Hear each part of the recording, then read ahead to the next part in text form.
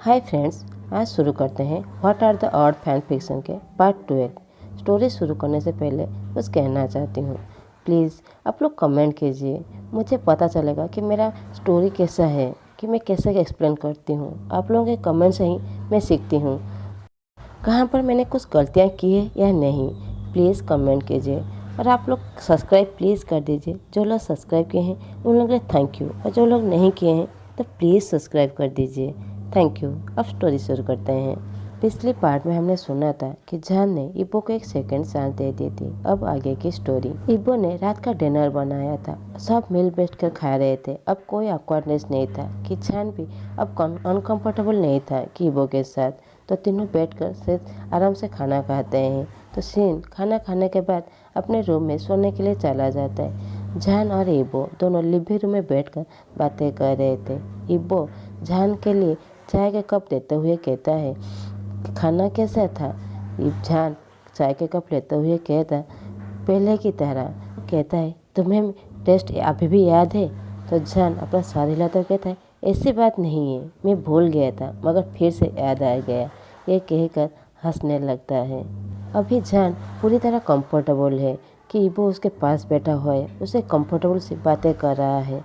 जान कहता है, बाय द वे तुम अभी इन में जाने वाले हो? इब्बो की आंखें बड़ी हो जाती है। वो सोचता है ये एक क्वेश्चन है या फिर इनवाइट है उसके घर में रहने के लिए। जान इब्बो की तरफ देखता है और वो खुद एम्बेरसमेंट हो जाता है कि अभी उसने क्या कह दिया। तो वो बातों को बदलते हुए कहता है, एनीवे मेरा कहने का मतलब है अभी बहुत देर हो गई, यहाँ पर एक्स्ट्रा रूम भी है, चाहो तो तुम उस रूम में रह सकते हो।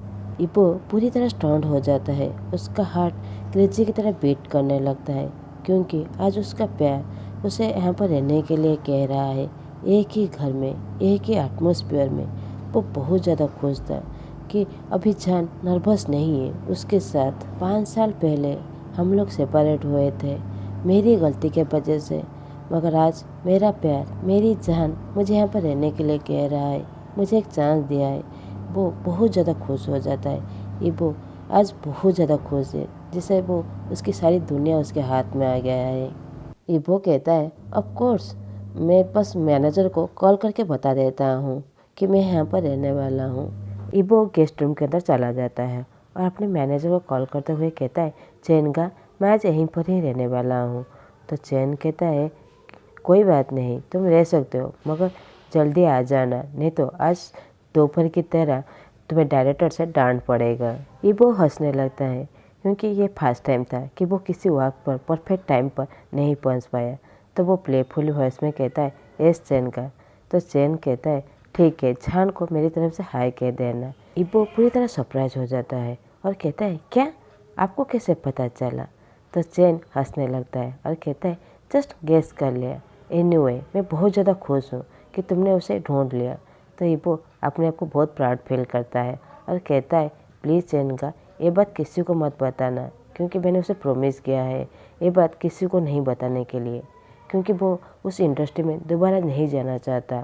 इसीलिए आप प्लीज़ किसी को मत बताइएगा, नहीं तो आप तो जानते हैं सोशल मीडिया नेटिज्म नाम कर फिर से मजाक उड़ाने लगेगा उसका। चैन कहता है, मैं समझता हूँ, और टीज करते हुए कहता है, तुम्हारा रात अच्छे से जाए। इब्बो हंसने लगता है और बाय कहकर कॉल को कट कर देता है। इब्बो रूम से बाहर आते हुए कहता है, हाँ मैं यहाँ पर रह सकता हूँ। तो जान अपना सर हिलाता है और मुस्कुराता है। तो इब्बो अपने बैक नेक को स्क्रैच करते हुए कहता है, बाय द वे चैन का ने तुम्हें हाय कहा है। वो बहुत ज़्यादा वरीड था क्योंकि जान उस पर कहीं गुस्सा ना हो जाए कि उसने मैनेजर को सारी बात बता दी। जान सरप्राइज हो जाता है, कहता है, अभी तक चैन का मुझे याद रखे हैं? इब्बो जान का रिएक्शन देखकर थोड़ा सा रिलीफ फील करता है और मुस्कुराकर अपनी सफाई देते हुए कहता है, वो बस गेस कर लिया कि मैं हर वक्त इनसे कहाँ चला जाता हूँ, तो इसलिए मुझे उन्हें सच्चाई बताना पड़ा। मगर जान उसे टीज करते हुए कहता है, मैं बहुत ज़्यादा सरप्राइज हूँ क्योंकि वो अभी तक तुम्हारे मैनेजर है।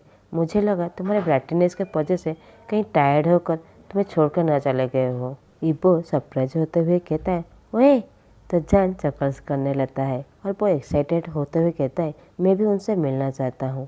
तो इब्बो कहता है, अगर तुम मिलना चाहते हो तो मैं उन्हें यहीं पर ही बुला दूंगा, तुम इनके पास नहीं जा सकते। वहाँ चारों तरफ हमारे स्टाफ होंगे तो सोशल मीडिया पर बहुत ज़्यादा फैल जाएगा। जहान मुस्कुराते हुए कहता है, ऑफ कोर्स, उन्हें यहीं पर ही बुला दो, मैं भी उनसे मिलना चाहता हूँ। वो मेरे मैनेजर पहले थे तो मैं उनसे बातें करना चाहता हूँ। वैसे भी उनका तो सेकंड चाइल्ड ऑलरेडी हो चुका होगा। इबो जहान की बातें सुनकर वो अपने ट्रेनिंग के दिन याद करने लगता है कि जहान पहले की तरह ही है। वो ज़्यादा एक्साइटेड हो जाता है इस तरह का बातें करने के लिए। इबो सर हिलाते हुए कहता है, हाँ, बॉर्न उसका सेकंड चाइल्ड है, शायद वो अभी 3 साल का होगा। जहान पूरी तरह एक्साइटेड हो जाता है, कहता है, रियली, तुमने उन्हें देखा है? मैं उन सभी से मिलना चाहता हूँ। इबो कहता है, ठीक है, तुम कह देना कब उनसे मिलना चाहते हो तो मैं उन्हें एडवांस में कह दूंगा। जहान जब बहुत ज़्यादा खुश था वो कहता है, ओके। अगले दिन सुबह जहान का नींद पैनकेक और कॉफ़ी की खुशबू से खुलता है। जब वो उठने की कोशिश करता है वो देखता है उसका बेटा उसे टाइटली पकड़कर वहाँ पर सोया हुआ था। तो वो उसे साइड में सुलाकर वो बाहर की तरफ चला जाता है। जहान किचन रूम की तरफ जाकर देखता है इबो जो खाना पकाने बहुत ज़्यादा बिजी था। तो वो इबो को ग्रेट करते हुए डाइनिंग टेबल पर जाकर बैठ जाता है और इबो जब जहान के भौहें सुनता है तो वो पीछे मुड़कर उसे भी ग्रेट करता है। तो जहान कहता है, आज तुमने पैनकेक बनाए हैं? इबो अपना सर हिलाते हुए कहता है, हाँ, क्यों, तुम्हें पसंद नहीं है और कुछ बना दो? जहान अपना सर हिलाता है और कहता है, नहीं, इट्स फाइन, मुझे एक कॉफ़ी दे दो। इबो टीज करते हुए कहता है, और कुछ चाहिए? तो जहान कुछ कहने ही वाला था कि सीन उठकर मम्मी कहकर उसके गोदी में आकर बैठ जाता है और वो भी पैनकेक के स्मेल करके कहता है, मामा, आज पैनकेक हुआ है? तो जहान कहता है, हाँ, पैनकेक हुआ है, तुम्हें बहुत पसंद है ना? सीन अपना सर हिलाता है। तो जहान कहता है, उसके साथ और क्या चाहिए मेरे बेटे को, न्यूट्रेला या फिर मेपल सिरप? सीन बहुत ज़्यादा एक्साइटेड हो जाता है। वो कहता है, मुझे दोनों चाहिए। इबो कहता है, नहीं, सीन को बस मिल्क चाहिए। तो सीन कहता है, ठीक है, चलेगा। वो तीनों डाइनिंग टेबल पर बैठकर खाने के लिए बैठ जाते हैं। इबो प्लेट सर्व करते हुए कहता है, ये सीन के लिए और ये उसके मामा के लिए और ये उसके अंकल बो के लिए। जहान को बहुत बुरा लगता है मगर वो खुश भी था कि इबो उसके डिसीजन का रेस्पेक्ट करता है। वो लोग ब्रेकफास्ट करने के बाद सीन को रेडी करके डे केयर स्कूल की तरफ जाने लगते हैं। इबो उन दोनों को डे केयर स्कूल के पास छोड़कर वो अपनी शूटिंग के लिए चला जाता है। सीन अपने क्लासरूम के अंदर चला जाता है। जाओचंग जो गुस्से में बस खड़ा हुआ था वो जहान को देखते हुए कहता है, सीरियसली जहान, तुमने उसे एक्सेप्ट कर लिया? हाइक्वान उसे शांत करने की कोशिश करता है तो जाओचंग उसे गुस्से से देखने लगता है और थोड़ा सा शांत होते हुए कहता है, ठीक है, सॉरी, मैं बस तुम्हारे लिए बहुत ज़्यादा वरीड था। जहान उसके शोल्डर पर पैट करते हुए कहता है, मुझे पता है, मैं तुम्हें समझ सकता हूँ, तुम पहले इंसान हो जो मुझे अच्छी तरह समझते हो, तुम भी मुझे गाली दे सकते हो, मुझे पता है मैं गलत हूँ, मगर मैं उसे चांस एक बार देना चाहता हूँ। जाओचंग अपनी आंखों को टाइटली बंद करके अपने आप को शांत करता है और कहता है, चलो, हमें लेट हो रहा है, हमें भी जाना है। वो दोनों जा ही रहे थे कि जहान का फ़ोन रिंग करता है। जाओचंग कहता है, कौन है? तो जहान कहता है, लिंग, कितने दिनों से उसने मुझे कोई टेस्ट भी नहीं की थी, हम लोगों ने बातें भी नहीं की थी, शायद बहुत ज़्यादा बिजी होगा। तो जाओचंग उसे टीज करने लगता है। जहान कहता है, जाओचंग, ऐसा कुछ भी नहीं है, जस्ट हम दोनों दोस्त हैं।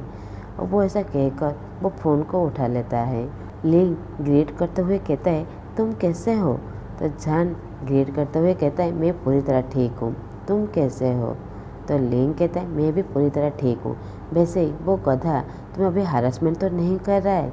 तो जहान हंसने लगता है, कहता है, वो मुझे हरासमेंट नहीं करता, तुम मेरे लिए इतना ज़्यादा वरीड मत हो। लिंग कहती है, तुम अभी बहुत ज़्यादा हर्ट हो, आई एम सॉरी, मैं तुम्हारे पास नहीं हूँ तुम्हें कंफर्ट देने के लिए, यहाँ तक कि इतने दिनों से मैं तुम्हें कोई कांटेक्ट भी नहीं कर पाया, इसीलिए मैं बहुत ज़्यादा वरीड हूँ। तो जहान हंसते हुए कहता है, मैं पूरी तरह ठीक हूँ, वैसे ही हम दोनों के बीच कुछ एग्रीमेंट हो गया है। लिंग कहती है, कैसी एग्रीमेंट? जहान कहता है, ये जस्ट सीक्रेट है। तो लिंग कहती है, क्या मतलब तुम्हारा, प्लीज़ मुझे बताओ। तो जहान कहता है, बाद में कह दूँगा। तो लिंग ज़्यादा फोर्स नहीं करता, ठीक है, बाद में कह देना। बाय द वे, एक गुड न्यूज़ है, तो जान कहता है क्या हुआ। लिंग कहती है मैंने अपने पापा से बात की हमारे अरेंज मैरिज एग्रीमेंट को तोड़ने के लिए, वो भी एग्री हो गए हैं, इसलिए हमारा अरेंज मैरिज अब टूट गया है। तो जान कहता है कॉन्ग्रेचुलेसन, मैं तुम्हारे लिए बहुत ज़्यादा खुश हूँ। दोनों इस तरह कुछ देर तक बातें करते हैं। फ़ोन कट होने के बाद जान जो बहुत ज़्यादा मुस्कुराया था, तो जान जाओ चंग उसे देखते हुए कहता है तुम इतनी ज़्यादा खुश क्यों हो, उसने ऐसा क्या कह दिया। जान मुस्कुराते हुए कहता है कि उसकी एंगेजमेंट कैंसिल हो गया है और वो ये बात को बहुत मजाकिया तौर से कह रहा था। तो जाओ चंग अपना सर हिलाता है। वो कहता है उसने तुम्हें कहा कि वो तुम्हें लाइक करता है। जान उसकी तरफ बड़ी बड़ी आंखों से देखने लगता है, कहता है ऐसा कुछ नहीं है, उसने ऐसा कुछ भी नहीं कहा है, और वैसे भी हम दोनों जस्ट दोस्त हैं, तुम बहुत ज़्यादा सोचते हो। जान कहकर हंसने लगता है। जाओ चंग आगे कुछ नहीं कहता और वो मन में सोचता है मुझे पता है वो फीमेल अल्फा है और उसके मन में क्या है उसकी आंखों में ही दिख रहा है, बस तुम्हें ही नहीं दिख रहा है। आज का दिन हर दिन की तरह जान का बिजी में ही बीत जाता है। जब वो दोनों घर रिटर्न आ रहे थे तो जाओ चंग सडनली कहता है तुम्हारे एक्स ने कहा है कि अगले हफ्ते उसकी शूटिंग ख़त्म हो रहा है, वो इस टाउन से जाने वाले हैं। जान की आंखें बड़ी हो जाती है। वो सोचता है इबो ने तो ये बात मेंशन ही नहीं की थी, और वो जाओ चंग की तरफ देखते हुए कहता है नहीं, मुझे नहीं पता था, क्या उन लोगों का शूटिंग अगले हफ्ते ख़त्म हो रहा है। जान के दिल में बहुत ज़्यादा दर्द होने लगता है। वो सोचता है मैंने इबो का प्रपोजल एक्सेप्ट करके कोई गलत कर दिया। पिछली बार की तरह वो इस बार भी मुझे धोखा दे रहा है। वो बस मुझे थोड़ा सा केयर किया और मेरे एक्सेप्ट कर लिया उसके प्रपोजल को बिना सोचे समझे। जान के आंखों में आंसू आ जाता है, मगर वो अभी रो भी नहीं सकता क्योंकि जाओ चंग उस पर और ज़्यादा गुस्सा होने वाला है। इसीलिए वह अपने आप को चुप कराता है। जाओ चंग जो उस पर बहुत ज़्यादा गुस्सा हो गया था, वो बहुत ज़्यादा गालियाँ देना चाहता था, मगर वो कहता है देखा उसने तुम्हें कुछ नहीं कहा और वो सडनली तुम्हें यहाँ से छोड़ के चला जाएगा, कुछ भी बिना सोचे समझे काम कर लेते हो। जान दुखी मन से कहता है कि मुझे लगा मैं कुछ भी नहीं करूँगा तो अच्छा कैसे होगा। तो जाओ चंग और जोर से गुस्सा हो जाता है, कहता है तो आप क्या करोगे। जान कुछ नहीं कहता, वो अपने आप को गालियाँ देने लगता है। पिछली बार भी उसने ऐसा ही किया था, हम दोनों ने बस छोटी सी आर्गूमेंट की थी, वो अगले दिन ही अनाउंसमेंट कर दी कि हम लोग ब्रेकअप हो गए, और इस बार भी उसने वैसे ही करेगा। मैं बहुत ज़्यादा खुश था कि वो मेरे पास था, मगर वो सडनली मुझे ऐसे ही छोड़ के चला जाएगा, इस तरह ही हमारा एंडिंग हो जाएगा। मगर जाओ चंग उसे गुस्से भरी आंखों से बस देखे ही जा रहा था।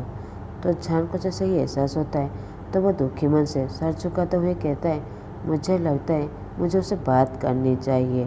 तो जाओ चंग कहता है यही तुम्हारे लिए सही होगा, कुछ आगे बढ़ने से पहले उसे अच्छी तरह से बातें कर लो।